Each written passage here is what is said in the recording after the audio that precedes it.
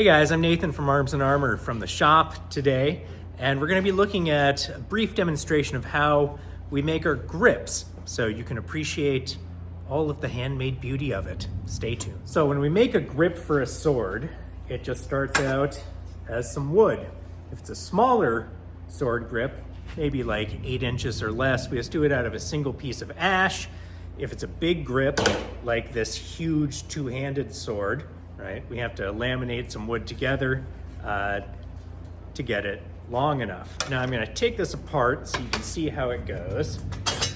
Pommel, tang, threaded end, and we shape a piece of wood and burn it onto the tang. You've seen some little videos of that before.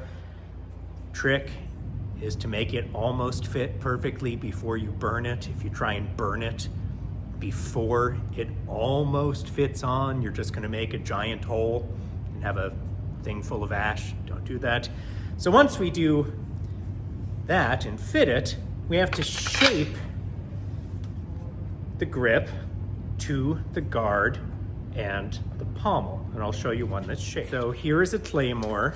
You can see that the grip has been shaped so that it fits right up against the quillion block and up to the pommel. We do all this by hand because every single one is different.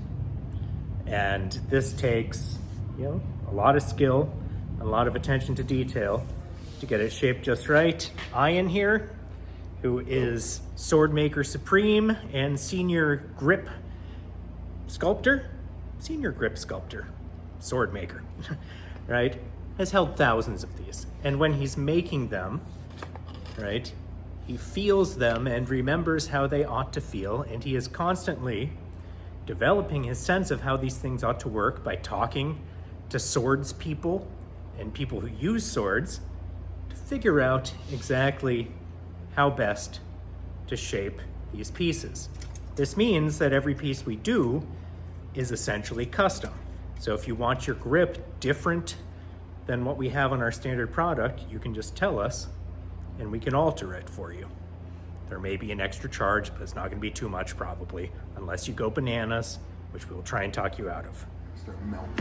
So now I'm behind the camera, clearly, and Ian is going to show how we melt the leather onto our grip.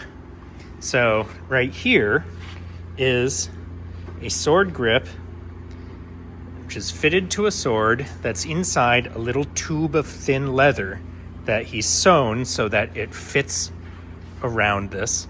And he's melting beeswax.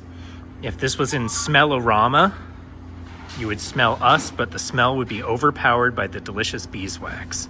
So here you see, he's just using a torch to melt some beeswax there. Ah, smells like honey. All right, so that's melted. Now he's using a little brush to get the liquid beeswax.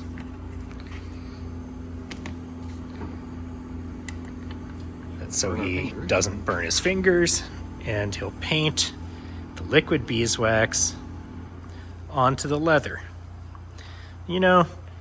For a long time we were like, this is our proprietary way of doing it. Don't show anyone because they might steal it. And now we're like, screw that. This is how we do it. If other people want to steal it, they stole it from us. So he's getting a good even coat on there. And of course, this wax is going to change the color of the leather a bit. It's going to darken it up. And it's gonna allow that leather to shrink without catching on fire. Stupid telephone.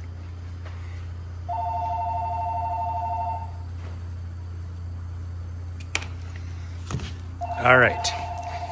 So now, when you shrink this, if you just start in the middle, guess what? It's gonna shrink off the ends. So you have to shrink the ends a little bit first. Goes, hitting it on the flame gently, causes that leather to shrink, which locks off the end. Do it on both sides. And now he's going to try and shrink it evenly down the whole length of the piece. And this requires a lot of care and precision, because as you heat it, just the part you're heating shrinks. So you have to kind of understand the whole piece and the way it moves, while not burning all of your hair off or your skin off. Hair grows back. I guess skin does too eventually most of the time, but it hurts a lot more. And it gives it also this really cool kind of mottled color because of the relatively uneven heating that happens by hand like this.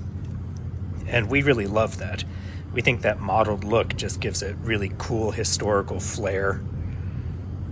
It really makes it look and feel, like the original pieces did. You can wipe some of that wax off, and the wax kind of gets impregnated into the leather, which also serves to protect the leather. And, I'm not right off the top of my head sure exactly how much this exact technique was used. Not much leather is, saved on these things, but it's certainly a historical leather shrinking technique that was used in all kinds of crafts. And we really like that, it doesn't use a whole bunch of modern products. It's something that they could have done at the time and certainly did use. So here we can see that beautiful mottled grip, and this will get trimmed and put back on the sword. Awesome job. Thank you.